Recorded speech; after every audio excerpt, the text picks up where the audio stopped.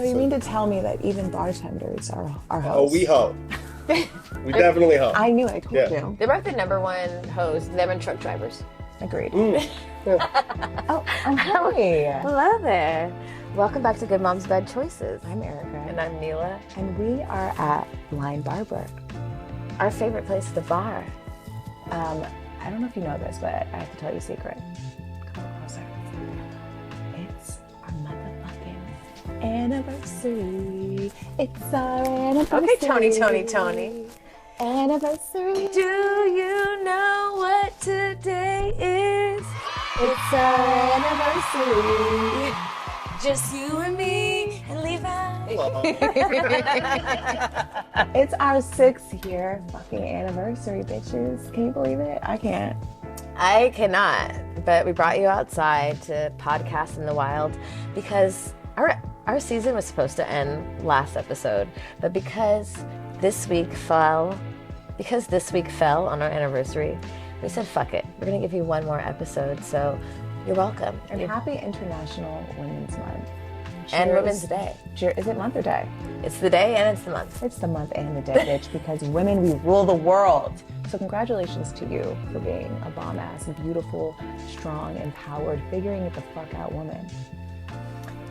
Thank you for coming to Culver City. We don't come to Culver City often because we don't cross the border of the San Fernando Valley. The 405 is a strong boundary for us.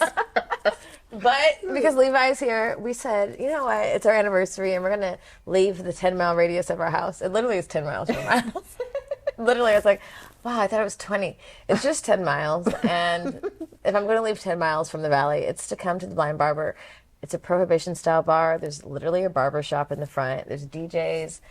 And if you're in the LA area, we're having a party tomorrow. So if you get this message, you can be here too. It's our 6-year anniversary party, and Levi and Will be here. But I want a drink. Yeah. Levi? Yeah. Can you make us a drink? Hells yeah, I'm going to make you a drink. I'm going to make a couple drinks. Let's Amen. go. Perfect. Amen. Fuck yeah. Here we go. Oh, Levi with the trick. Oh, wow. I love him with some trick. Oh. Ladies, enjoy the hot headers for two hot mamas. There Thank we go. you. That. Cheers, my love. Cheers. What are you toasting to? We're toasting to 6 years of honesty, 6 years of recognizing that honesty is medicine, of true friendship through evolutions, through hard times, through revolutions.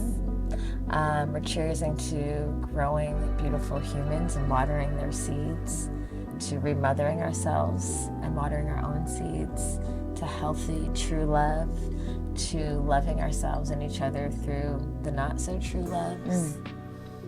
We're cheersing to hard work and dedication. You better say this prayer, bitch. To watering the things that we're passionate about, even if they're not ideal, even if they're not traditional, even if no one else gets it, even if my right titty keeps coming out. We're Friday after next. It's like, what's okay? I love your right titty. We're cheersing to liberating the women and bringing them back to their primal, wild selves. We are cheersing to millions of dollars because we fucking deserve it and we're worth it and we're goddesses. And we're cheersing to healing the world through play and love and pleasure and orgasms. Amen. Amen. And cheers to you. For supporting us in the journey and in the love and showing up for yourself and learning and growing too.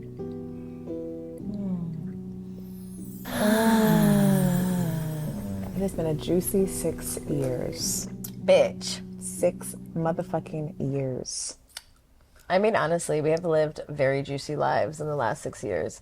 I am in awe of the experiences that we've cultivated and that I was just taking a brief little stroll down memory lane.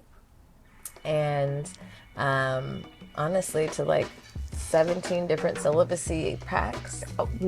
Promises of not fucking. Yeah. Dick toxing. We have done that a lot. I think it served us. It has served us. Yeah. even through like traumatizing shit, you know, pregnancies, abortions, relationships, evil men.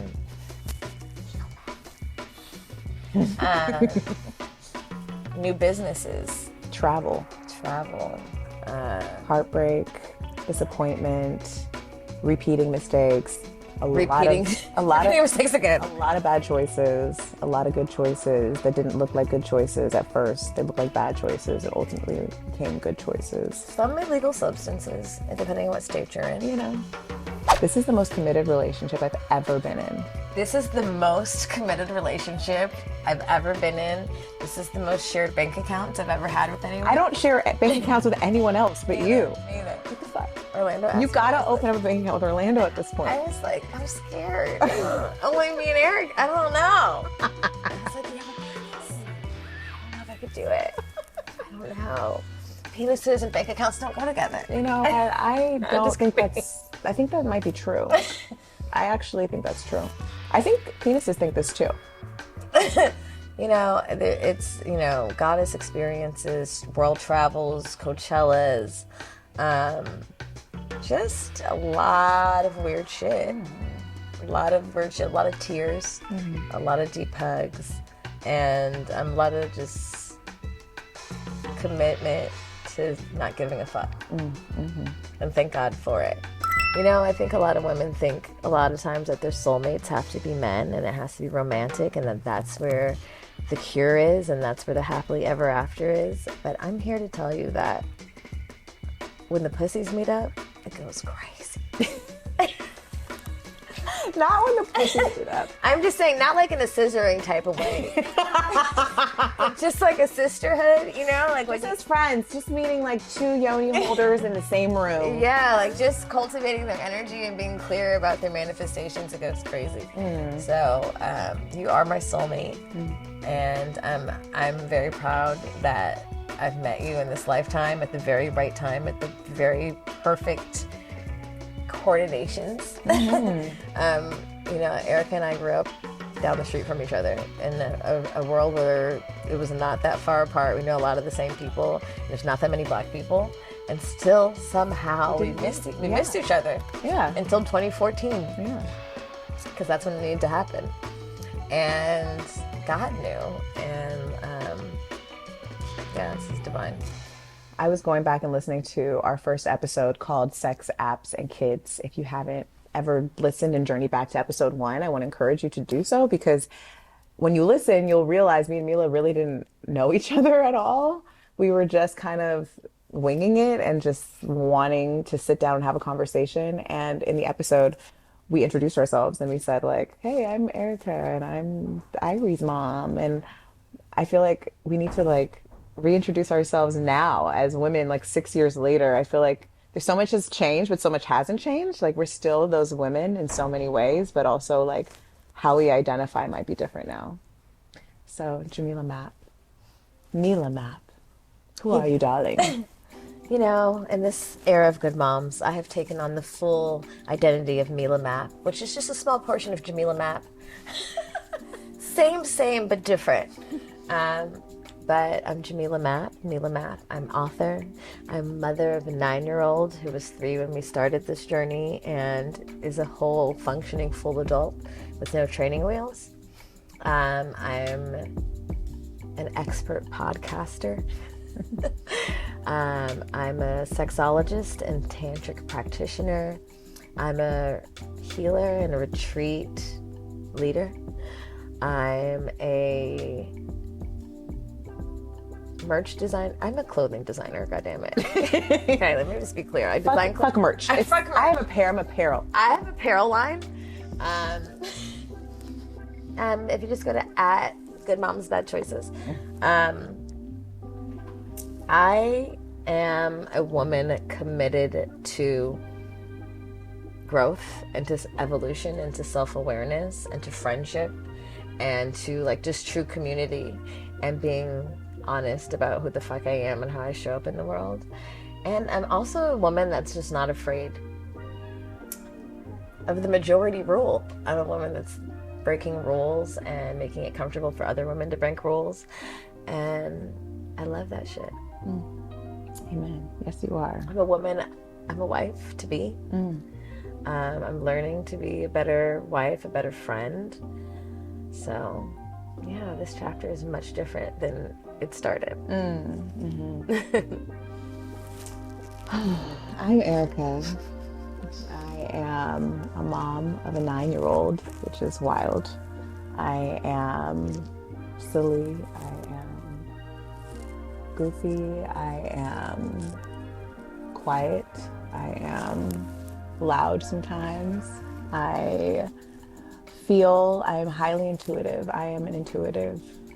I am a priestess. I am a Reiki healer. I am an amazing partner, amazing business partner. I'm a creator. I am a rapid manifester. I am someone who, when I have an idea, I follow it through. And I haven't always been that, especially when I met you. I think like I had a lot of ideas that I did not complete. And this space and what we've created has given me immense confidence in my ideas and knowing that there's nothing I cannot do. Like, in fact, I have to like sometimes chill out. And I'm also someone working through things still. You know, I'm working through feeling 100% confident in who I am, in all of my choices, and standing in my truth. I'm still someone who is working out the pieces of identifying what truth means to her.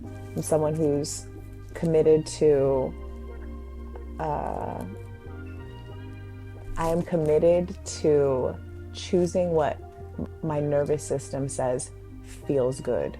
And I'm at the very beginning of that journey. I feel like Good Moms has been the benchmark of understanding that. And like now I'm very committed in trying to trust in knowing that like I am the medicine and I know what I need in order to feel my highest self so that I can be of service. Self-healing. And I am a sex goddess. I'm a tantric sex goddess, even though I'm not even having sex right now. But if you knew the type of shit I was doing, god damn, you would be fucking jealous. Last night was amazing, baby. A sacred hoe. Sacred hoe. And yeah, that's me. A very good friend of ours is about to interview us. Finally, because we're fucking sick of interviewing each other. So, let's go. Let's go.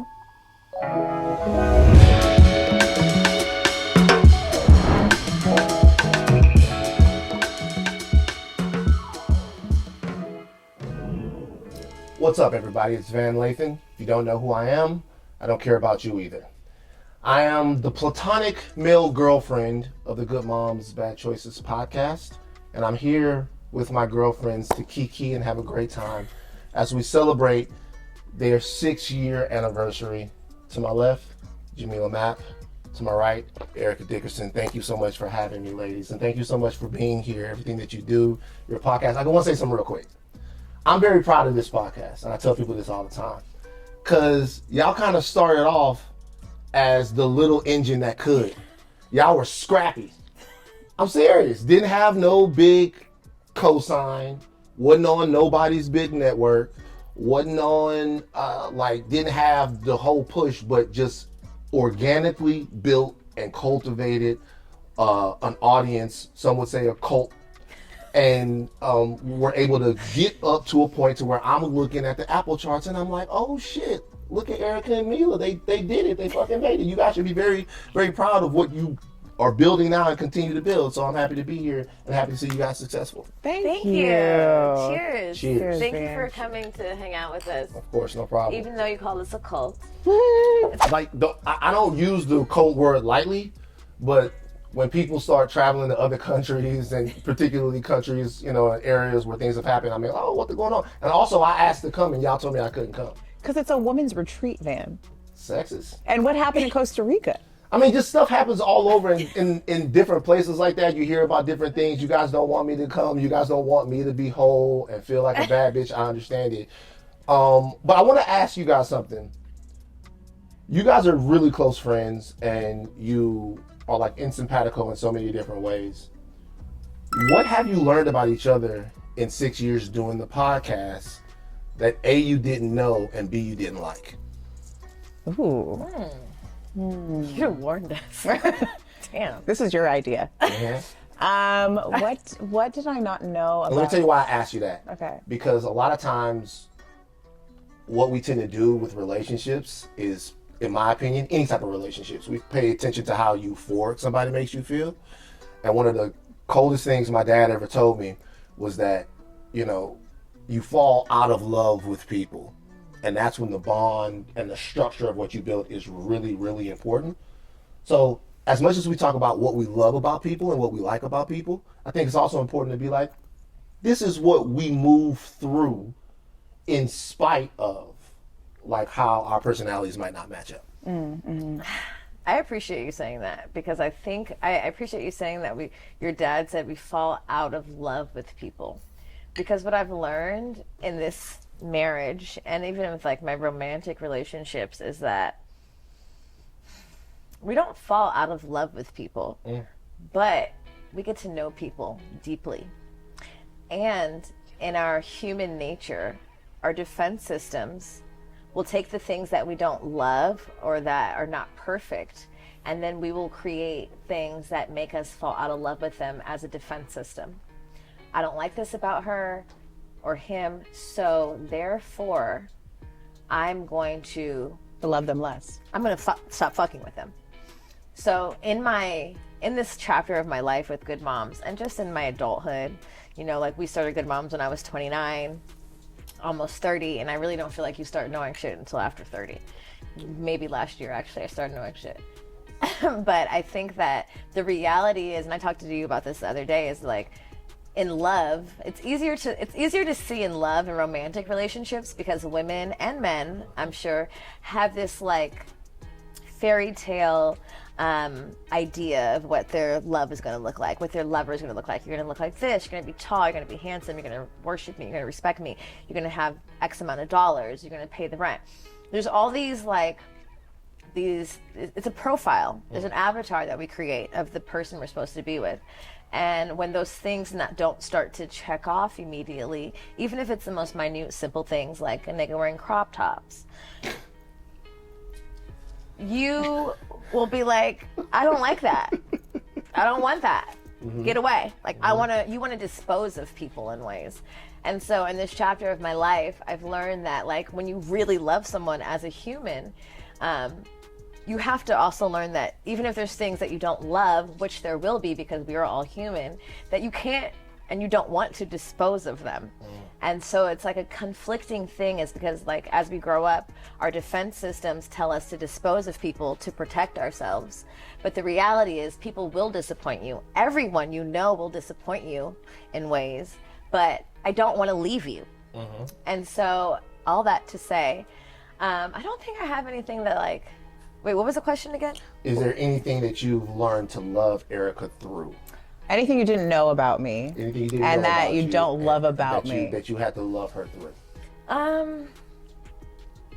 I think that I've had to love you through, and I think this is for a lot of women, and we've shared this before about like, just women are deeply, and we're water signs, we're deeply sensitive bitches.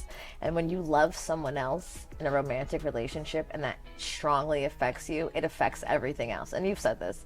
And I mean, obviously when we met, we were just on some fuck it while it like hinge and fuck and go on dates type shit. So we were neither one of us in relationships. And so we've had to learn each other as we've evolved and learn each other in relationships. And I think that has been not difficult, but I think in my past I've had friendships that like changed completely for relationships. Well, bitches do this in general. And so I was like, there's also a fear that I'm like, oh my God, my friend's gonna leave me. She got this new nigga who's not shit, and only I can see it. So like, and not even with like this last relationship, even with like Poetry Bay, he didn't like me in like 20 minutes. I was like, oh no, my friend's gonna leave me. But I think women historically have this terrible habit of like trying to make men fit into their lives.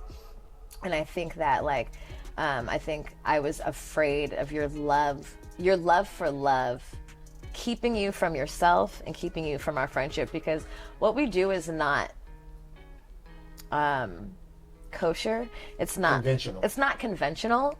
And so us in relationships, the men that we choose have to kind of understand that what we do is like, it may be a little extreme, but it's for a purpose. And it's our personalities. But I think that I've always been in fear of, not that you would leave me, that is a thing, but also that you would forget the purpose of what we do. Because we're always like, there's always a pendulum, like, oh fuck, did we do too much? Like, we did an episode yesterday about ASMR and we're talking about Christians, and I'm like, I've been thinking about it like 3 times. I was like, oh no, the Christians. And they're gonna think we're fucking Jesus. We call God a them they. They're gonna think the Christians are gonna hate us. Yeah. But I mean, at the end of the day, like, I also had to come to terms, like, if you don't understand our humor, you don't understand it. You know, that's fine. And you gotta laugh at some shit, including Jesus. But I think that overall in this chapter, it's always been like, and it could be because of past friendships that I've had, but I've been afraid in certain relationships that you're gonna like be like, are we doing this for free? Is this important? Like, I don't need to do this. Like, this is maybe too extreme. And I've been like, that's been my biggest fear. God, Van just went in immediately with the shit. Let me take a sip. Okay, something I didn't know about Jamilah. I mean, I didn't know shit about Jamilah when we first started the podcast. Right. So she wasn't really my friend. We didn't like start a podcast like some bitches who are like, this is my best friend and we're gonna have a podcast. Like, I was like, I don't know this bitch. I need a friend. Maybe she'll talk to me every week. So there's many things I did not know, including that she wanted to have like 5 children, that she wanted to be a stay-at-home wife, which really surprised me because that was not the energy that Jamilah exudes to me. So I was like, okay, that's surprising.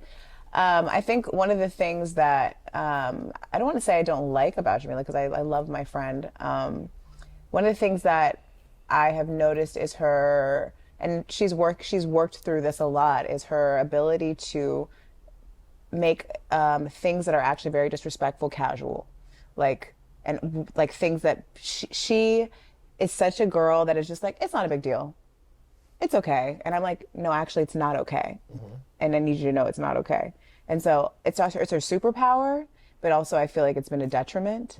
And I admire her for it, but then I also feel like sometimes I've had to like advocate for her in certain situations where I'm like, this person is no longer my friend because he disrespected you. And that's that.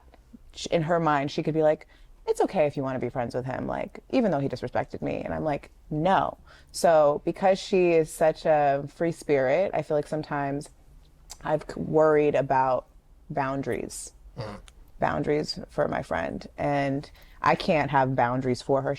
Only she can create boundaries in that way. But as her friend and as someone who I protect her in ways, and just like she protects me, I've sometimes worried about her boundaries with people's proximity to her energy, because I'm very quick to kind of like cut people off. Well, in love, it's a little trickier for me sometimes. So I would say that that's something that has been something that I don't love for her, because I care for her so much and I want the best for her. It's interesting. I'm gonna ask more broader questions about the podcast, but even when I listen to those answers, what I hear is, I'm afraid of losing her, and I'm afraid of someone hurting her. You know what I mean? I'm afraid that she won't set a boundary, that she'll set a boundary in love, and then I'm afraid that she doesn't set boundaries. So You'll set a boundary that you don't need to set. right. So that means, you know, it's ripe for a deep connection, because you guys are gonna each pull each other to the middle. It's very good, very beautiful. Okay, so you start off, you're gonna do a podcast. What did you hope that the podcast would be, Erica? Fun? Fun.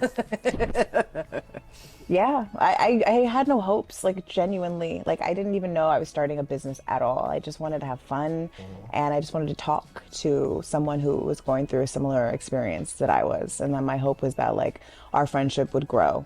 I really didn't even know if our podcast would grow. It was just like, my friendship would grow, I would be less alone, and I would feel less like a slut for having experiences that made me feel alive at the time. What about you? What did you hope at the podcast? I absolutely, that really resonates with me. I really think I just needed a friend who wouldn't make me feel like a slut. I had a lot of friends. Everyone needs a friend who doesn't make them feel like a slut. That's a shirt. You have a friend that doesn't make you feel like a slut. Because that was really what it was. It was just like, I got some shit to do, and I'm tired of telling the same bitches. Those bitches are giving me funny faces. And I think I needed a black friend, and I needed a friend who wasn't going to make me feel like a slut. And I think that I also needed a friend who was a mom, because I was a black mom going through a breakup, and that means something, I think, for a lot of women of color. Like, I'm going to be a baby mom, and so I didn't feel like my other friends related, because A, didn't have kids, and B, they weren't black. So when Erica was going through like the same exact thing at the same exact time, I was like, perfect. I honestly, she could have asked me to do anything, sign up for fucking math camp, and I'd have been like, sure. I want to hang out with you. What has it become that was unexpected? What? So in your wildest dreams, because think about it now, it's not even like just the podcast. Like, you guys have the tribe, you have a lifestyle. I feel like a lot of women live vicarious through you. A lot of people live vicarious through you guys. It's more than that. Is what it is now? Is any part of this unexpected? Do you ever look and go, wow, I can't believe that this is happening? I can't believe I'm sitting in a bar with a camera crew, sitting with you, Van, who we slid into your fucking DMs. And actually, I went back and looked at the message that we sent you, this disrespectful ass message. Wait, actually, I need to pull it up. With me and Jamilah in lingerie. This is how we baited Van. Wait, I need Van to see this. I really want him to. I remember the message very well. Do you? But I think it needs to the picture. Right. Wait, can you please? Wait, I screen recorded it because I'm just gonna put this. I'm just gonna read it to you. Okay. Hey Van, we love your outlook and your podcast, and we want to collaborate on an episode if you're available. We're also in LA, and we're interested. If you're interested, let us know when you're available, as I'm sure our listeners would appreciate some male perspective. Our topics range from mom shit, sex, dating, and current events. We record at the crib in the valley and would only take 2 hours of your time. Not us inviting strangers to my house. Yeah. We can also come to you if that's more convenient. Look forward to hearing from you. Okay, so that was like 2 days. Okay, so 2 days later. What year was that? It was 2018. Okay. He didn't respond. So then I said, he did respond. He said, then let's fucking do it. I dare you. All caps. And I said, let's fucking do it, Van. When are you available? He didn't say shit for 2 days. So me and Erica pondered deeply on this. How are we gonna get him to respond? And then we know what niggas want. So we had just taken like a sexy shoot. We said, send him this. And I said, are you sure? She said, yeah, Send him the titty shot. Send him the titty shot. It's really Erica's titties. They were new at the time. I just bought them. And then we wrote, but this is the most epic part of the titty shot. The epic titty shot is with this. Don't be a pussy now. We don't bite. What was my response? We sent a perfectly stranger titty pictures and told him not to be a pussy. But what was my response? He said, why are you calling me names though? like why are we doing it? Like, you know what the funny thing is? The funny thing is like, I'm the type of person, people reach out like, Van. I listen to podcasts, small podcasts, El Paso, Texas. All we talk about is movies. We publish at 1 a.m. every third month, blah, blah, blah. Would you come on and talk about Heat with us? He'll do it. I'm like, yeah. Van, are you fucking serious? Yeah. I don't give a fuck. I'll come talk. He'll do it. I'm like, yeah, I'll, if I have nothing else to do, I'm cool. I'll come talk to you. But then when I started looking at it, the podcast was so new, I didn't really have a good frame of reference as to what the conversation was going to be. Then I remembered something. What did you remember, Van? That I had covered Erica. You had covered me? Yep. What? On TMZ. Oh, Covered, no. with the baby daddy? With the whole, her father being one of the greatest athletes of all time type of situations, which I still freak the fuck out about. Yeah, I do. I freak out about it all the time. It makes her feel weird, you know. But it's just weird. You like to make people feel weird. I love that. It's one of my favorite things. I know who this. Okay. And then I thought maybe I'll get to meet Eric Dickerson. So this is what it got us. Wait, then. It all comes to light. I thought maybe I'll get to meet. You think her dad was at our house? SMU You know, the Rams. He was waiting for a signed football. You know what I'm saying? I was thinking maybe I'll get to meet Eric Dickerson. You know what? 6 years later, we might be able to get you that. You know what? football. Thanks, Dad. I've Shout out to you. actually met him since then. Did you tell him you knew me? Nah. Why? Because it He's was about me and him, not me and you. What the fuck? You probably would have gotten better with him. Yeah. Yeah. That nigga the man. Talk about his favorite daughter. So after we said, don't be a pussy. That was me, We don't actually. bite. I said to tell Jamilah, I told Jamilah we needed to tell Van to not be a pussy. She also said, let's send this picture. And I said, are you sure? And she said, yeah. And then I said, laugh out loud because I knew you would stop stalling and reply. Was either ass and titties or talk crazy. One or the other would catch your attention. So when are you available? He said, I'm not interested now. Thank you. And then we freaked out. That we were like, oh my God. I was like, we this Me is- Too Van. I Oh was no. like, Erica, this is fucking a terrible idea. And then he said, No, then we said, I'm joking. and Just then kidding. I said, no, wait, it's not just we're joking. Wait, why is this not going? Anyway, it said something like, we're so sorry, that was a bit aggressive. And I was fucking with y'all. Wait. We said, please forgive us. We're just two nice girls. We're just two nice Just moms. two nice moms. I was fucking with y'all. Like, everybody can fuck around. Everybody can fuck around. I was fucking with y'all. Now I don't want to do it now. I was going to do it, but now I'm fucking now. Now we're just two nice moms. Anyway. Van came over to my house about 1 week later. Came over there, we hung out, had a good time. And I was like, oh, man. Like, leaving the house, like, then I knew that you guys would have a successful podcast. Really? Totally unhinged. With a very direct point of view. And a point of view that, if we're being honest, like resonated with me because of my relationship with my mother. My mom is an incredibly free spirit. I remember one time, like I bring a girl over, my mother and my grandmother's house. I've told y'all this story before.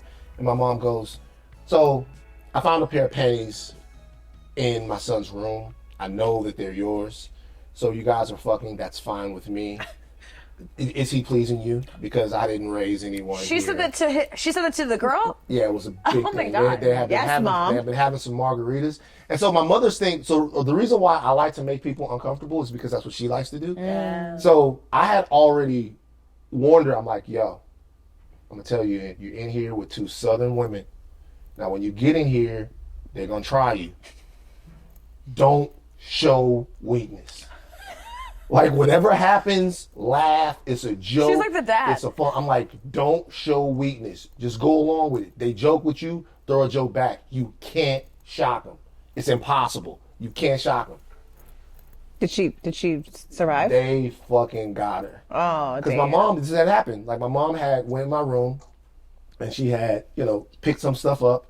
I remember I looked on my bed, and there was a pair of underwear that were folded in the middle of the bed. Oh, God. And then she never brought it up, because I used to have this, last thing I'll say about myself, I used to have this trick that I would do.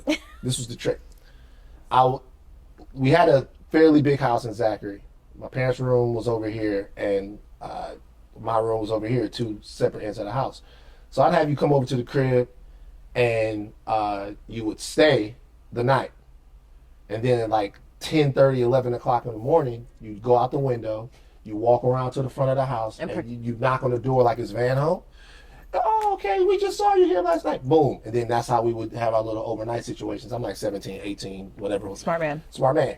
And I got sloppy, and then mom put her on blast. And that's it. But I say all that to say that, so liberated women I don't think, intimidate me in the same way they might intimidate other people. So basically you're saying we're the right man to set the titty pictures too. Yeah, I'm not gonna be like, oh my God, that shit breast, what does this mean? These whores. Like, nah, not at all. And also, I knew it. My intuition is spot on even then. I'm going to be honest. I don't think we've ever done that ever again. We did it. You were the only one. We contemplated, like, should we pull out the move? And we're like, no. The move. See, but think about that though. Like, that can go left. Oh yeah, it could have went way left. I thought it went left. I was like, oh God, my intuition's fucked up. When I looked at it, I was like, this is bold as fuck. But you know what? The good Lord. And then we honestly, we came in on the tail end of the podcast rising. Like, we were like the last of the Mohicans before the podcast went crazy. Before everybody even ordered a microphone online. We were like the last ones who were like, let's just do it. And like, thank God we did, because we have like no network. We called it bootstrapping. We bootstrapped our podcast. And it's been quite a ride, but I'm eternally grateful that you took a chance on two bitches from the valley that sent you titty pics. And then I saw everybody started doing it. Everybody was popping up. I'm like, they're getting a lot of great guests. So I felt like I was in on the ground floor. Let me ask you guys this. the podcast boom, you came in on the tail end of it. What do you see with it? Like what do you see about particularly the female-led podcasts that are out now, podcasting period? How has it changed? Because 6 years to grind is a long, long time, particularly if you're not monetized early. So you guys have stuck it out. What do y'all think about the state of podcasting and the state of female-led podcasting now? I'm sick of it. I'm tired. I do not want to see one more nigga or bitch with a fucking Shure mic at all. I am over it. I like for a long time when people say, what do you do? I would laugh when I say I'm a podcaster because it was kind of a joke, and not because I feel like what we did was a joke, but I just like the industry is like whack. Just because anyone can do it, and then you go like they talk about a lot of people talk about mundane, stupid ass shit, especially like I guess in our community, there's so many like sex wars and just dumb shit. But I'm grateful we did it and we started when we did, but I also am just like, I want people to be more creative, and I want there to be like some kind of test or vetting system so that you want people to have to get a podcast license? Yeah. You want people to go down to the podcast DMV and wait in line? And I'm going to be Simon. You're going to be the person. Okay. I need to be the one because I don't want to hear what everybody has to say. I think that I appreciate the landscape only because I realize that only the strong survive, and that there's been a lot of podcasts throughout the years that have started and have even copied our format in ways and have tried to, be the Erica to the Jamilah, but you can't fake authenticity. Like how me and Milah started was completely authentic. Like there was no setup. There was no like, hey, these are two personalities. Let's put them together. Hey, these girls are best friends in real life. So they should be, their best friend love is going to radiate through the podcast frequencies. And you've seen how it hasn't done that. And you see how people realize that podcasting is a long game, and people think they come into podcasting and they're going to make $1 million in their first season. Right. And that's just not how it works. And I think I'm excited for more people who understand that concept to come through, and I think there are some really cool podcasts that are out right now. But overall, I think just like every industry, it basically gets,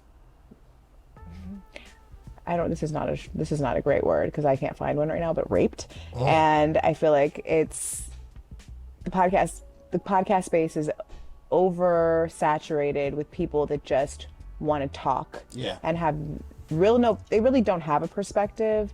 They have no I guess real backbone on what it is that they believe in. And even me and Milah, like we've always said that like we're not experts in shit and that we might change our mind next year.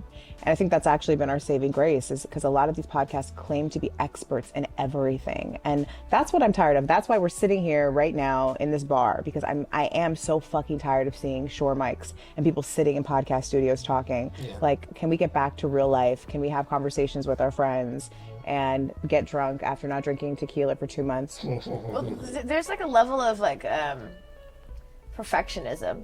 I feel like people come to podcasts to relate, but if you come to podcasting trying to relate to everyone, you will not. And I think like the gift that we got is that like we really didn't have an expectation and we really didn't give a fuck. We had 0 fucks to give. We were like single moms. We had just broken up with long-term relationships, and we're like, this is it, bitches. We might be wrong, we might be right, but like we have this beautiful gift, like the honesty and the gift of detachment. In the last 6 years, I've learned to let shit go. I might have sounded dumb on episode 4 and 445 and 456 and like a lot of them, but I don't give a fuck because I'm learning and I'm evolving, and like I probably said the wrong thing and I probably don't feel the same way, and I probably said some shit. I mean, Yeah. I write about this in the book about like the first thing that you learned about me when we met in Human, when we went to dinner, was that I had like slept with someone for some money who just got out of prison. That's not something ideally anyone would put out onto the world and say, like, listen to my story. Listen to my story. It's very important. One time, I accepted $1,000, but it was the truth, and I didn't have an attachment for whether or not someone was going to love or accept me because of it, or if I was going to continue to be worthy after people knew. A lot of people do shit. A lot of people are not willing to tell people the things that they do and in fear of being judged. And in this process, because we didn't think anyone was listening and because we really had zero fucks to give, we released the expectation to please everyone, including our parents and friends and peers. And I think a lot of people come into podcasting thinking we're going to be number one. So many people are going to listen to us. And with that in mind, you're going to feel the level of pressure that it feels if thousands of people listen to your deepest secrets. But we didn't have that and we didn't care. And I think we've been able to keep that. Yeah. We've been able to keep that. So What have you guys learned from your audience? Because you have this vibrant community of women and men who almost deify you guys' experience in a real way. It's very religious. Like, what have you guys learned you from? better call me a goddess. I'm saying, like, what have you guys learned from your audience in this 6 years? What have I learned from my audience? A lot. I mean, I've learned that there's a lot of women like me. And I've also learned there's a lot of women that are not like me that just want to hear stories. I've learned that there's a lot of women that need friends. I've learned that there's a lot of men that need guidance and need to listen to women and are open to listening to women, which was surprising to me because at the beginning of our show, I was really like, men don't listen to shit. Fuck niggas, I'm over them. I'm gonna fuck them and dispose of them just like they do to us. That was really kind of like my vibe. And I've learned that there's a lot of men that really want to understand women's perspectives. And I have learned that regardless of whether you're black, white, whatever it is, so many of our experiences are just universal. Yes, there are experiences specific to being a black woman or a brown woman in America or wherever the fuck you are. But ultimately, what I've also learned is that, like, motherhood and this experience of womanhood, really, there's a blur between color lines. And a lot of my experiences and the things I've learned from black women, I've learned from white women, and it's really opened up my mind and my heart to listening to other people's perspectives, because at first I would be like, I don't really give a fuck about what this white bitch has to say. I really don't care. And shout out to our white followers. Love you. It's opened up my heart. Really, I've learned to be so much more patient with women because of the tribe. And really the biggest moment of learning in that was when I started meeting the women in person.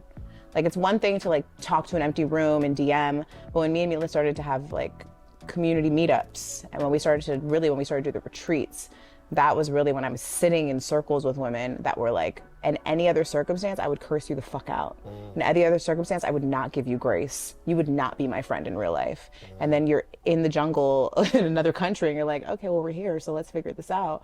It has given me this new, I guess, perspective on how much women just really need grace. And even men, how men need grace, and how I've opened up my heart to both men and women in a way that before I didn't really think I could or would. Wow.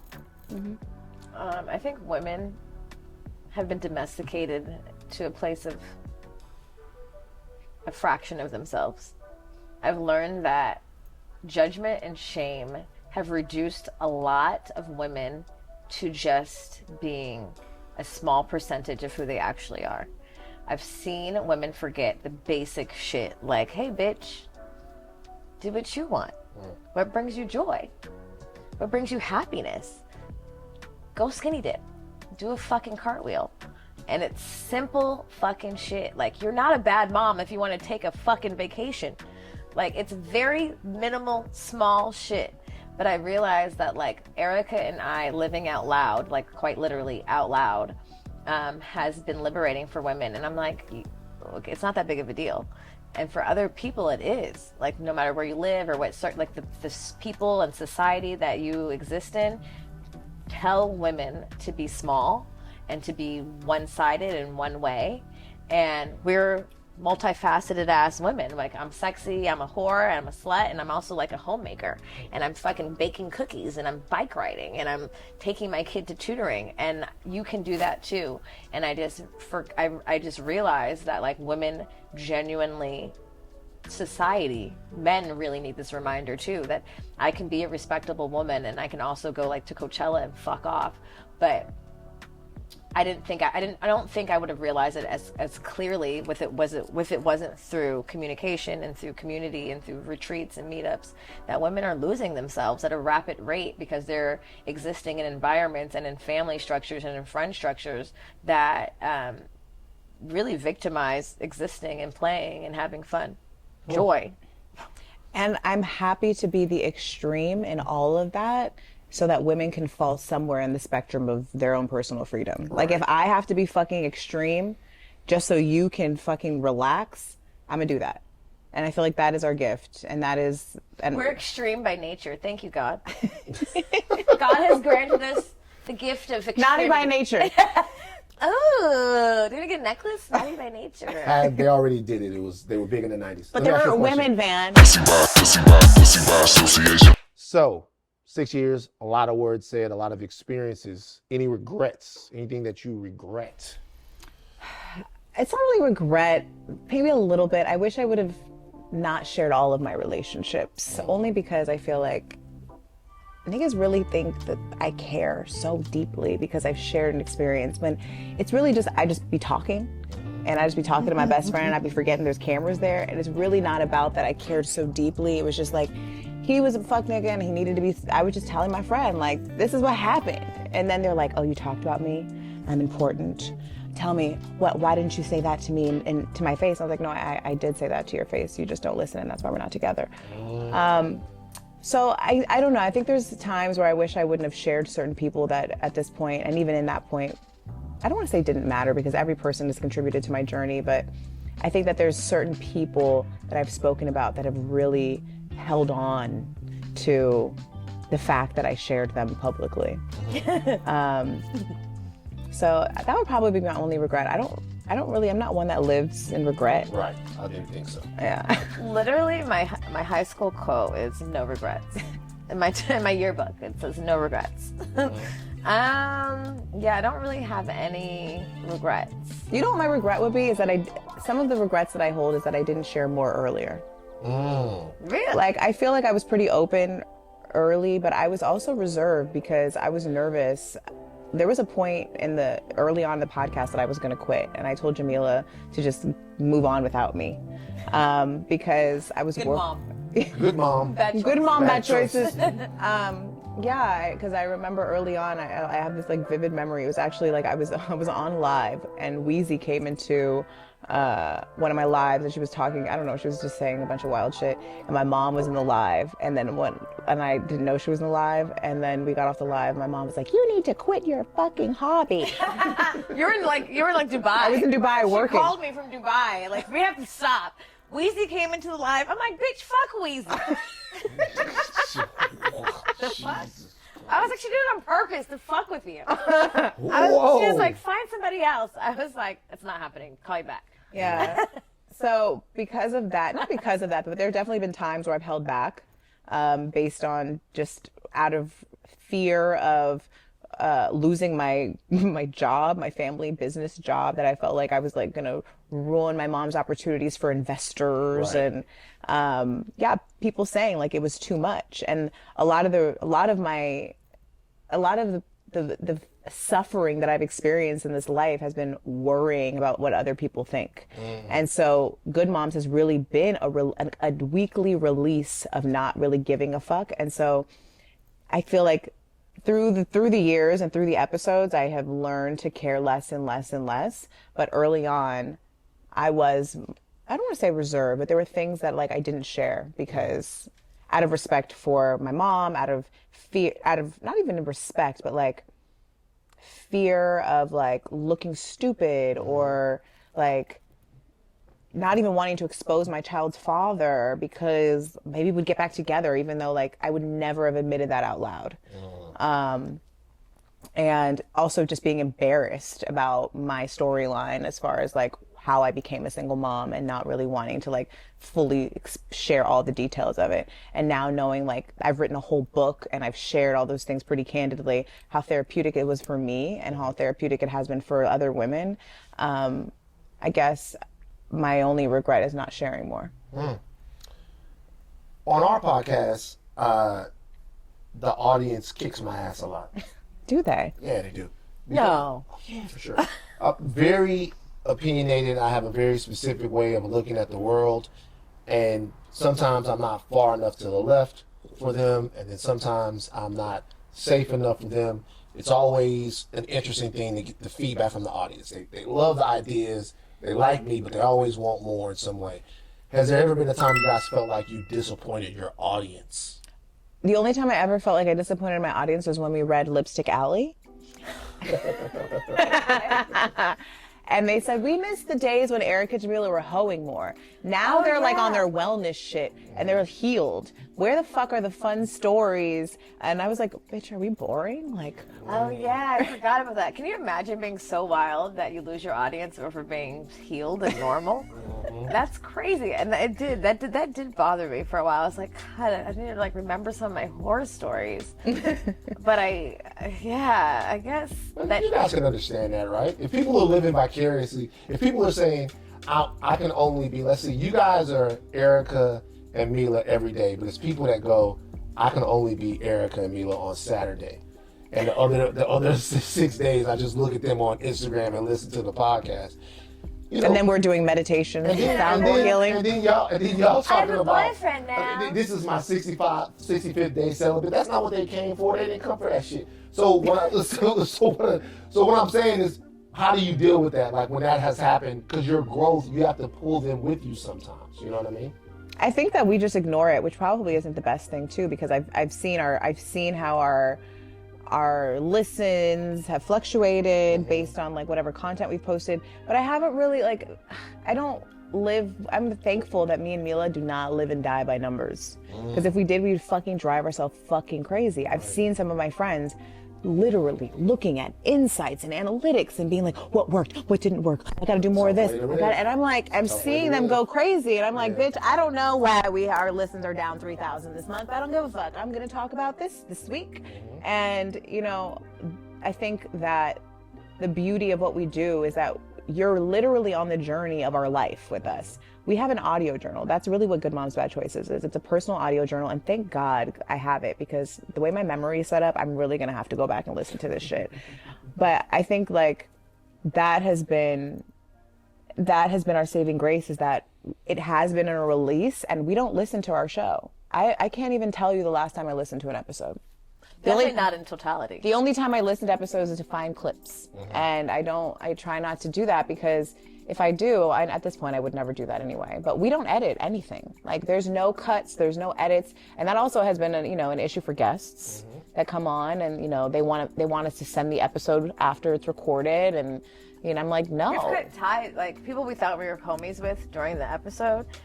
We haven't spoken, like, that's not very often, probably like one time that like the episode comes out and they're like, I don't think I sounded good. I'm like, bitch, you were there. You said it. And we're not redoing it because this costs money and this is production and we have shit to do. And just realizing that people, like, the gift of releasing that we've practiced is not something that everyone has the capacity to do. Yeah. So some people can't. I mean, some people, they don't, or you say they don't have the capacity to. Some people just, they can't allow themselves to be that untethered to what people think. Or just be imperfect. Because like, even when you think about like things that I regret, I don't regret shit, because it's all been a practice. It's all been like in evolution and growth. Like I can't, like, we maybe had like one episode that was probably not like super kosher. Sometimes I think about if people are going to understand me or understand our weird humor about like Christianity and like witches and shit like that. But like, witches. That motherfucker's doing root work over here. What the fuck? Tell me about it. Tell me what's going on. Y'all got... Y'all fucking with the energies and shit? Absolutely. Yeah. We're alchemists. He said, yeah. Hey. You're the one who said it. Look where we started and look where we're at. Oh, look, Because I mean, we've worked with like, the my mother energy. is a hoodoo practitioner. I'm just trying to see Does your mom need to come on the show? Like, you guys would love her. Yeah, she's a hoodoo practitioner, Sebek, and all of these things, different energies. My dad used to be like, my dad one time got me up, he said, Van, walk out the front door for me. I was like, what? He was like, get up and walk out the front door for me. The root work not gonna work on you. You're her son. If I walk out the front door, I'm fucked. If I walk out the front door first, I'm fucked up. But you walk out. I walk out there, there's eggs cracked on the ground, all kinds of shit like that. She was, well, Van, what are you doing? That was for him. Now it's going back on work. Now your dad putting root work on you. Like, I don't It's not need gonna it. work on me. It's intentional root work. It's not gonna work on me. She's trying to figure out and fuck with the energies and all of that stuff. So I love my mom. I mean, even for us, I think that's been that if you've watched us for the last 6 years and you've seen the evolution of like how we talk about the energy and how we manifest and like how explicit and transparent we've been with it. There was a time in the beginning like we would not say we were witches. We would not say it because we know Black women don't fuck with it. Like saying you're a witch in the Black community is like the hell with them. But if we were like we love Jesus, we'd probably have way more listeners. We saw how that went for in a particular podcast that They loves did Jesus, love Jesus, and they're then not Jesus friends. didn't save their friendship. I don't know what y'all talking about right now. You don't have to. Okay. You well, know who the fuck. I don't. I really don't. I really don't. I love Jesus, but you know, Jesus created plants that I should be smoking right now. And you know, and to say and to further that, I will say, Not Jesus created plants. I love Jesus you know, too. Jesus created this here He was plant. a great carpenter Jesus Christ. He was of Nazareth. Nazareth. Nazareth. By the way, I just want to. You guys mentioned him, so I want to shout him out too. I want to shout out Lipstick Alley because Lipstick Alley keeps me humble. Whenever I think I'm getting off, I'm doing my thing. Nigga done won an Oscar. Nigga that came up. I just type in Van Lathan Lipstick Alley. Yo, I hate this bitch Van Lathan. like man, like it's like up and down. Shout out to Lipstick Alley because they talk. I don't mind that. I like for people to express themselves about things that I say. I put myself out there, so that's what it is. Milah, where would you be in your life if not for Erica? Where would you be, darling? I don't know. I don't know where I'd be. Lashing my life away. Where would I be without Erica? That's a pretty in-depth question, and I don't know. I think about that often. You do? I mean, I do. I just think about the wild turn my life took when we met. Like, honestly, we talk about this entity and we talk about it lightly and we joke, Jamaica. But the truth of the matter is like when we met, something extremely divine and magical took place. Like when you talk about soulmates and like soul relationships, this was something that was absolutely 400% supposed to happen. And it's been humbling and it's been beautiful and I want to say orgasmic, but I know people can't really like take sex, platonic sex, and bring it to sex. But Yeah, 'cause tantric, it's hard to have a platonic orgasm. So yeah, if you say but orgasm. we've done it. You guys have had platonic orgasms? Yeah. Talk about it. What do you mean? Well, darling, you know, I'm. So you guys, what you're saying is you've looked at her and been like, "That's such my friend." I've never had a like. I've never. That's an interesting. I've never heard of the friendship nut. The friendship nut is crazy. We'll be here first to tell you. We call it the goddess experience, but it is the friendship nut, and it's kriyas. It's energetic orgasms. It's being able to harness and facilitate and hold on to and elongate the pleasure that you experience when you have a divine experience with someone. And there's been conduits, it's just been us, but there's been ways in which we've experienced life-changing things that are so unreal and so juicy that we're like,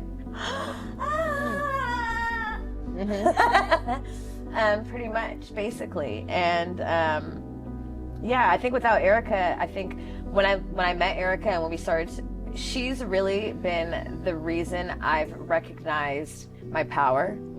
recognize what like a powerful witch I am. And when I say witch, I just mean like alchemist. And like when we joined forces, it was very clear that like when we have the same vision, even Van, I'll be honest, like you were one of the first, like one of the very, like there's like probably 5 or 6 first realizations that our power was very strong, because we were just like DMing people. And I'm like, he seems close enough but far enough, celebrity enough that we can get in. And like literally within minutes you text back and we're like, we did it. We're like, he can do it. But we didn't, I think we knew it could happen, but we didn't really know it could happen. But then when you came over and we became friends, there was an energy that started to build.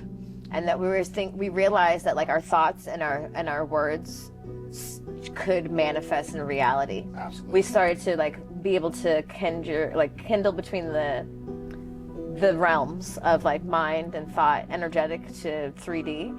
And I don't think I would have come to that realization of my personal power without Erica.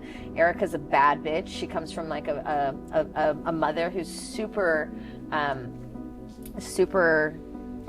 accomplished boss, successful boss woman, and she brings that to the table, you know, and she's seen it happen, and she's, you know, and so when I tapped into that power, we exchanged in it, and I don't know if I would have been able to tap into it the same way had it not been for her confidence in ways, and instilling confidence in me. And yeah, I'm grateful for that all the time.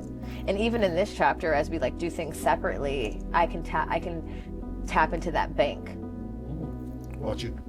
What was the question? How would your life be different if Jamilah wasn't in it? Oh, it would be so boring. So boring. Way boring.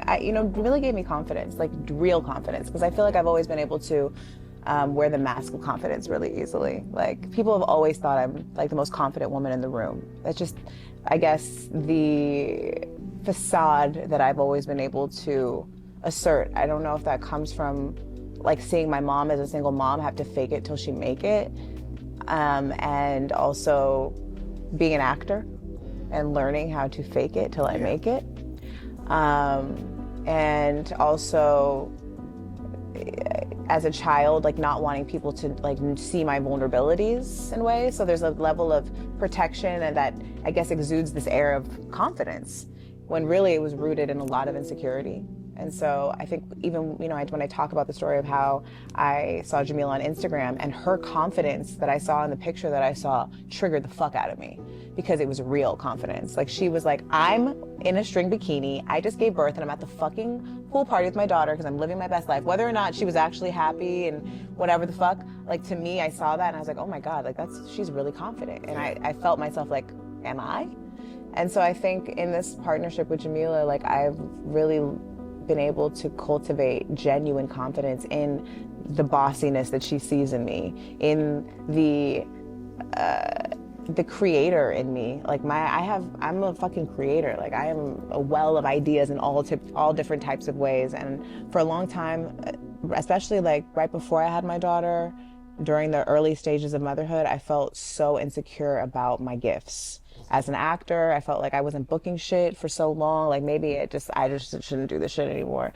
Like as a writer and a singer, I was like, I'm not very good at that either. Like I was like, had so many different things I had tapped into, but I hadn't mastered any of it. Yeah. And so I think being in this relationship with Jamilah and building Good Moms with her, like I've mastered the fuck out of this shit.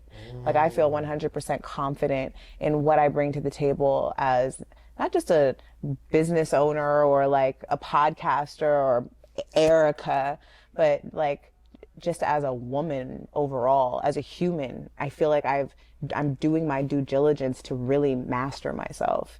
And this is a lifelong journey and I'm committed to it, but I feel confident in knowing that that's the trajectory that I'm on. And a lot of that is because of my friend. Niggas! Let's talk about it. What? He couldn't wait. I could see him. He was rocking like a little crackhead. Just like, when am I going to talk about niggas? What about him? What about him, Van? The opportunity, I'm a man, and I'll never pass up the opportunity to center ourselves and myself in any conversation. So let's talk about men. Never would you do that. And how you guys want men to respond to what it is that you're doing. Do you care if men respond to the podcast? Do you care if they are fans? Do you care if they get something from it? Is it even a target audience? One time I was interviewing Ever DuVernay, and I asked her how she would want white people, what she would want white people to get from when they see us. Okay, Sprinkle. I interviewed Avery Duke. And we're getting asked the same question again about niggas? And she goes, I just remember her going, because it was a daring answer to somebody who had something on Netflix. Right. She just goes, I don't care. She's like, that's the furthest thing from my mind. This is what they get. I didn't do it for that. I didn't make it for that. Do you care if men are enriched? If men get anything from the content that you put out? Because it's very liberating and empowering to women. Do you care what men get? Listen, one thing I've learned, I recognize if we're speaking the same language.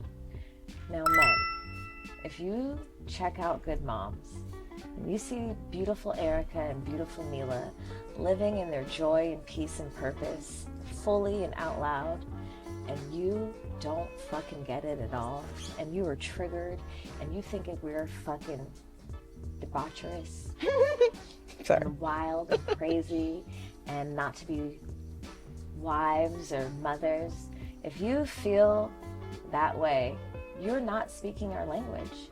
You are not on the level, and I do not give a fuck about your opinion. I realize that there's no hope for you in this season, or maybe this lifetime, and I feel for you and I release you. However, if you're a man and you realize and you can resonate with and relate to joy, pure joy of friendship and love and growth, and you say, I want that. I want my wife or my girlfriend to live in this existence, because what the fuck would an unhappy wife look like? Then I encourage you and I invite you to come gather around the women in the wombs of the world, because the universe is here between our legs. And if you're smart enough, you will get with the program and probably get more pussy and more peace. Pussy and peace is what you would get. Pussy and peace is what you would get. She's risen up the camera. That was interesting. So there is something for men to get out of they can get pussy and peace. They get the residual. If you get it, you get it. If you get the message of pouring into the women in which you came from and which you give to and which you exchange with, and that we are intuitive and that we are nurturers and that we deeply love on a level that sometimes is fucking dangerous to our own existence and our own purpose, then you understand the value of pouring into a wild primal woman. And you realize that once you have that protection and you protect that your purpose and your passion will always be protected in a way that no one can fuck with, because we're witches. And literally, we alchemize and shift shit if we want to, and if we genuinely love and we genuinely feel safe. And I see that, like, men have been comfortable in allowing women to, like, not feel safe, not be whole. We're like, oh, well, if I do this, I'll be loved. Well, what if she does this? You know, like, then who will she be? Like, do you want a bitch who fears you and wants to shrink? Or do you want to see the full version so you can choose? Do you want to see her full expression? What her expression on this life, in this life, is supposed to be outside of who you are? Because you have choices. You don't have to choose that woman. You don't have to actually love that woman. That's okay. Just find the woman for you. She may not be as wild as Jamilah or me. Her expression might look different, but allowing her to exist as she is and pouring into her is always going to benefit you. And respecting her. We can't wait for it to benefit you. In fact, we cannot fucking wait for that. Literally. All we fucking want is for it to be a man who is worthy of us pouring, and that would just allow us to live and be. Why do you think men have a problem with that? Because they're too busy trying to tell us how to be. Why? Because they've benefited. Because men need to stay out of women's business. They've benefited from like women shrinking. That too. It's like racism. If you're a white person who doesn't want to acknowledge like race in America and like systemized racism, you benefit from the system. right? You benefit from people not knowing themselves. You benefit from people shrinking in certain situations. You benefit from it.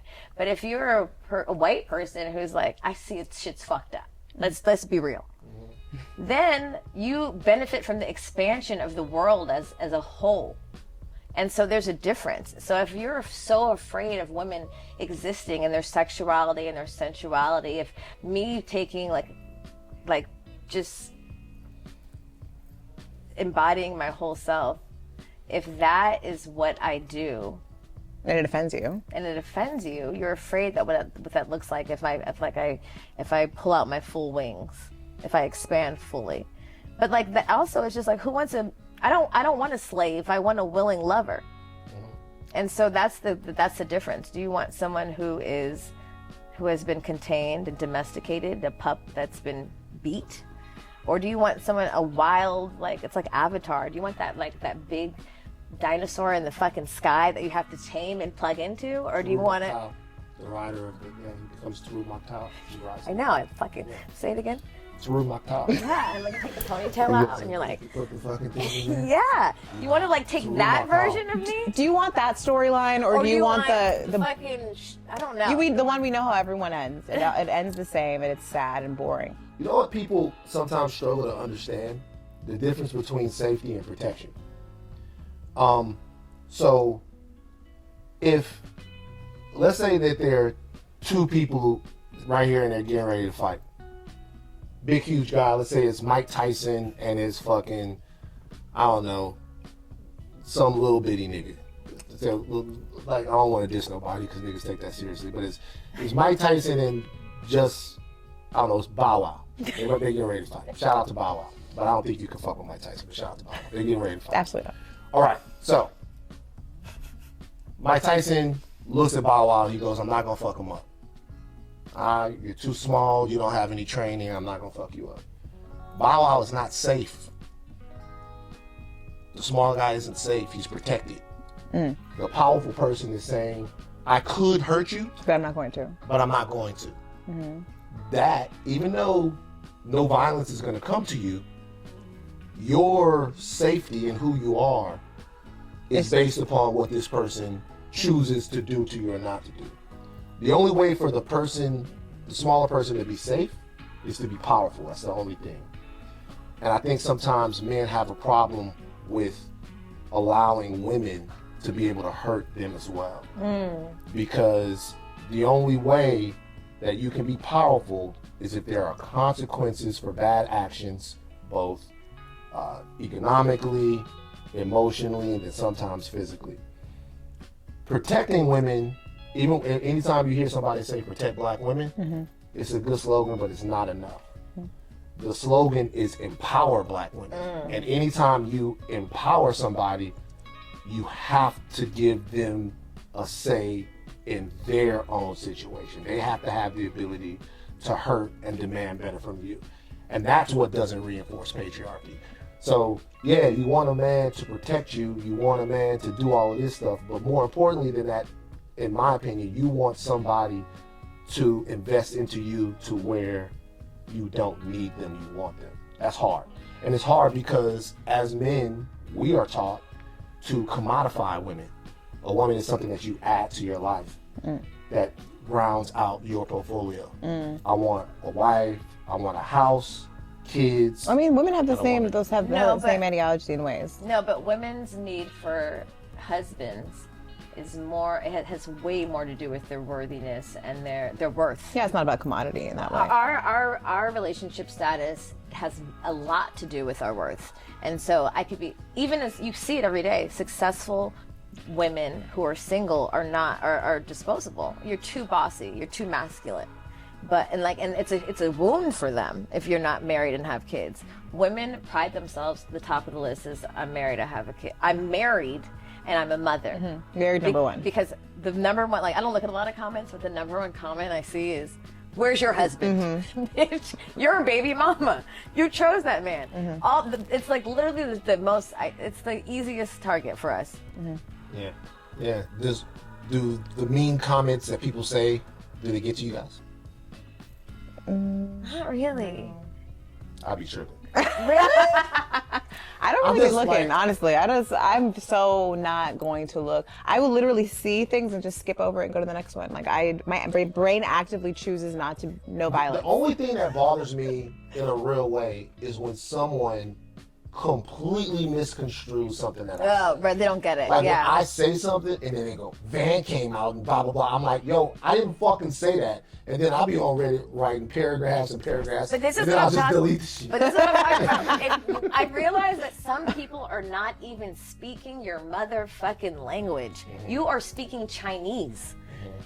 If you don't even live in the land of intelligence that I live in, what the fuck do I look like going back and forth with you? You're looking at me, bitch. I don't even know you. So like I have to continue like physical stuff. I'm like, bitch, you don't even have a picture up on here because you are like something. Damn, Milah. It's This is why I refrain from interacting because I'm like, you're as silly as these bitches looking at you. And that's the truth. It's like a lot of times, one time I felt really bad. I commented on this man and I was like, nobody's talking to you. I mean, sometimes you gotta do that. These are not even conversations that pertain to you, sir, because I don't even know who you're fucking. You're not fucking.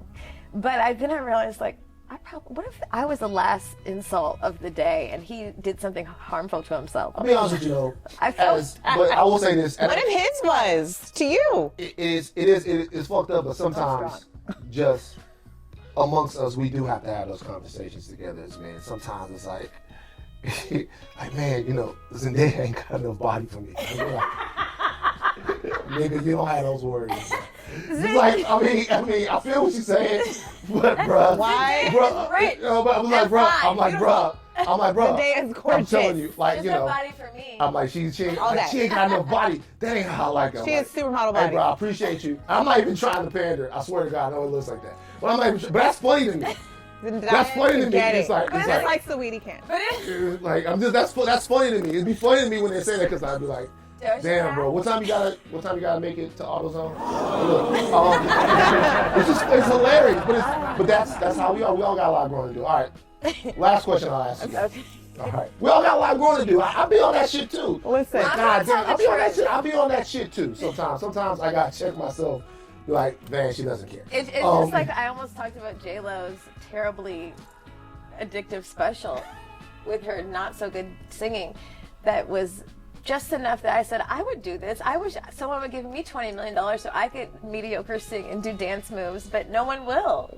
So it's the reality of like, should you say the thing? It could be true, but it probably doesn't pertain to you. That's art though. You can two things can be true. that's You could be true. being a Art. bitch and No, also you're J-Lo right. could be That's fulfilling her art. dreams. That's art. art. That's Your art. friend's just talking shit and he'll never It's just have funny. your day. It's just funny, bro. It's a funny situation. When I think about it, it's funny. I got you, dog. Okay, last thing. The future. Obviously, young women in control of your destiny. You've broken free from the matrix, broken free from the system. You're determining it for yourself. It's tough. Some people are clocking in and clocking out and they don't have these same opportunities that you guys have. What is the future for not only Good Moms, Bad Choices, the brand, but also for Erica and Milah? It's a loaded question. It's a lot. Because there's a lot of Jamaricas and Milahs and Ericas. I think leisure, like a lot of less work, a lot of book reading, a lot of tropical climates, a lot of time with our kids. This last 6 years has gone by really quickly, and we've seen like we've put our head down and like we've wilded out, but like we've done a lot of work, and I don't even think you and I realize how much work we've done. I don't think you realize how many hours we've like put in, and like to our friendship, to our and just to this brand. And like I really hope that in this next chapter that we get everything that we deserve and everything we've worked for, so that we can really chill and like really be out of the matrix and heal more women, and show, not even heal more women, but like bring them back to themselves. And I just also know that like God's going to make that happen, because that's what needs to happen energetically on this planet. More creation. Creation is like my gift, is our gift to the universe. So I just want to be able to create in leisure and really understand what creation looks like when I am just existing and I'm not pulled in 1,000 directions. And I want to spend more time with myself in this next chapter of Good Moms and encourage other women to do so, while also empowering women. So like spreading the message, but also like coming back to myself more. I've done a lot of like radiating over the last 6 years, and I feel like it's going to continue to keep going no matter what. That's just the frequency of sound and energy. So I am trying to create my TV shows and meet women in different countries and write important things on pieces of paper and send it off and see what happens. I said that was the last question a lot. So I'm going to get heteronormative for a second. Oh, Lord. Okay. Do you guys want more children?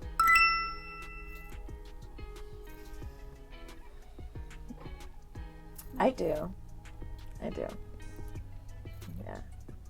Are there good, more motherness to come? Or is that something that's... I want more children. Child? More child. One more. One singular child, Lord. Not Child. I want to be twins only because my words are very powerful. Yeah. I want more child. And that's something new. And that's only, I think, come up because I've rested more. You know, and that's why I'm excited to see who Erica is when she is not in create. Yes, create, because I'm obsessed with everything I fucking do. I fucking love this shit.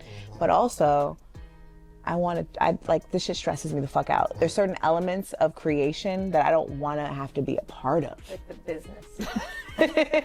Yeah, I like that part a little bit, but there's just certain things I'm just like, you know what? I have 4 people in place in front of me that I trust wholeheartedly, that understand, and they'll report back to me if I need to really understand why this email needs to be sent or not. You know? But yeah, I think that being able to feel more confident in where I'm at, in my stability, in my choices, good and bad, I have come to the realization that yes, I do want one more child. Whereas before I was like, keep them demon children away from me. not demon, it was just like, do I trust myself to choose the right person? Yeah. Like, I don't want to do this shit alone. This Especially when the shit world can be ghetto. Let's I want to make this very clear. We have a whole brand about single motherhood, and I fucking love being a mom, and that's beautiful and great. But I have had to find a lot of the glory in single motherhood. It is not beyond me that raising a child is more ideal with 2 parents. The tribe is great and is so crucial. But like feeling confident and knowing that like when you enter into a union and creating another soul in this world, that like you are in conversation and an agreement that you guys are going to be friends and you guys are in collaboration. This is a fucking collaboration, and we are collaborating on a fucking human for the next however long. The biggest collaboration of your life. Yeah, and like I think that like I did not trust my choices in the collaboration, whereas I feel more and more like allowing God to just guide me and not resist is how I create that collaboration. I finally have like submitted and surrendered, you know? So leisure. You gotta make parenthood sound like such a trans. You want kids, man? I keep coming up with that $500. What? Think about it. Anyway. Oh, the extortion. I'm gonna keep coming up with that $500. Wait, but Erica, how over and over and soon? over Like, again. would you do that soon? Like, do you have a timeline if you were going to be a mom again? No, because I'm surrendering. So I don't have a timeline. I know that I would ideally not be soon. I hope not. Like I'm not. It's so funny. You know what's funny? It's just the universe hears things. Erica getting pregnant this year. Erica's gonna be pregnant. I need another drink. Erica's. Bartender. The universe is hearing things. She's just saying. No, we have things to do. Erica's gonna get pregnant this year. It's gonna be so funny. What drink do you want? Tequila. water bath and water birth in Costa Rica. That's our with a bunch dream. of barefooted women Do you think around. what if we could give birth like in the bathtub, like next to each other? And All right, can y'all niggas relax? That would happen. Like, If you know the type of experiences me and Milah have had, I can imagine. and not even like on purpose. I'm It's not not like going- we're like, let's Hey. curate this like crazy movie-like experience. Like, it's like, no, bitch, just This is just your life. surrender. Yeah. When you surrender and say yes, your life is like a It's okay, but you know, you're gonna hang out with us more. I will. I You're can't gonna come. start having like, I can't come to Costa Rica. That's fine. You I can. asked. We have land there. yeah, you come visit You us. you guys have land. You're Yeah. building something there. Yeah. Y'all gotta do something for the niggas. Y'all gotta do a Zendaya themed How about a couples retreat? couples retreat. Yeah. We'll go down there. Yeah, I'll bring it down there. Tantra. Yeah, I'll bring it Even though down I there. asked you if we should do tantra, and you said you're a nigga, and you have to. There are What? limits. There are limits. What for is me. the niggas and tantras can't do? Well, all I'm saying is for me is like it gets to a point where I'm because I just look around in different things. So I'm like, what we doing, man? So, Well, that's the problem. You're thinking, what are we doing? Oh, And I'm you're just too. doing Hey, look, I am self-aware, like to the nth degree. I have to have friends like you guys to go. That's dope. That's amazing.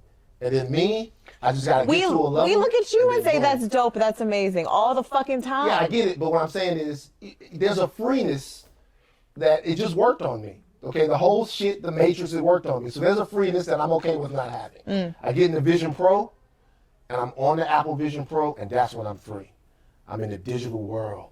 What the fuck is Apple Vision Pro? So you don't even know. You don't know this type of shit I'm on. You're a robot. You don't know. You don't know. I'm Tan, in the visual. you need to I'm get in out the- of Man, we're I'm gonna in come the- pick you up this week. Nah. you can go Y'all to Costa Rica. Nah, I don't want to come now. Yeah, 'Cause no. Now it seems like too much of a big deal. I'll Fan, go to look me in the Costa eyes. Rica. Look, I know, Look me in the honestly. eyes. Look me in the eyes, man. I'll go. Look I me. don't wanna Look at go. me. I don't want. I'm afraid of Look what's at gonna me, happen. man. That's it. That's it. We need to go get some first. Platonic male girlfriend interview is over. I will say this. I've said this before. I've said it on various podcasts to where people have actually asked if I was producing you guys' podcast. I really am actually very proud of you guys. Thank you. I think what you do is the message that you have is very essential. I love to see free, fulfilled, and just loved on women. And you guys' journey to that is very, very powerful. And I hope that it continues. And I wish nothing but abundance onto both of you guys' lives and your podcast. So thank you for having me. Thank you. No problem. Thank you for coming. No problem. We didn't have to send you lingerie pictures this time. No, just ask. We just had your ask we just regular. had your phone number now.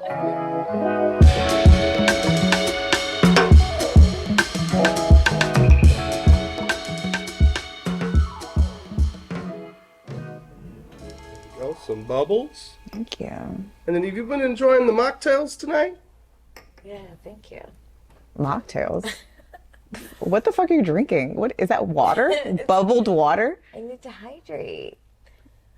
What? I've been wanting to tell you something.